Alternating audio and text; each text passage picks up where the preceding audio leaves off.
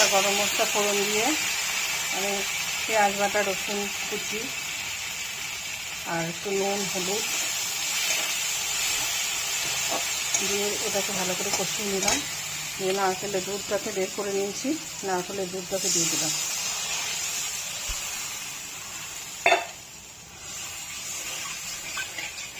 নারকেলটাকে কুড়িয়ে নিয়ে নারকেলটাকে ভালো করে সেদ্ধ করে নিয়েছি, দিয়ে নারকেলের দুধটাকে বের করে নিয়েছি। এই যে নারকেল কোড়াটা, দুধ ছেঁকে নিয়েছি।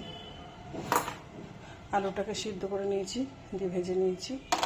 আর মাছটাকে ভেজে নিয়েছি। এবার এটাকে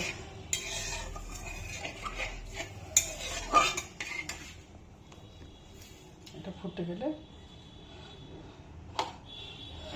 আলুটাকে দিয়ে দিলাম,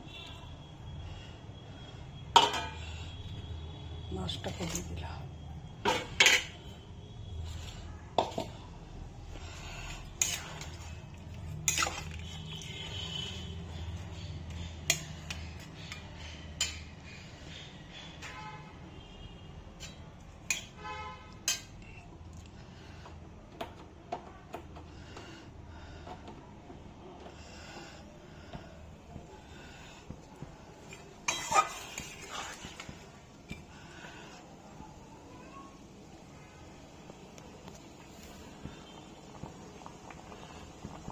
এতে নুন, হলুদ, কাশ্মীরি লঙ্কা গুঁড়ো সব দেওয়া আছে, মিষ্টি চিনিও একটু দেওয়া আছে।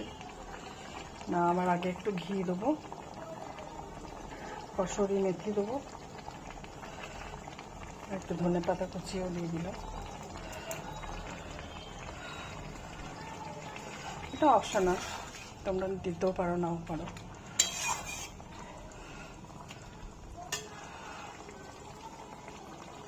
আমি আর এক্সট্রা জল দিচ্ছি না, আমার নারকেল দুধেই এটা সেদ্ধ হবে।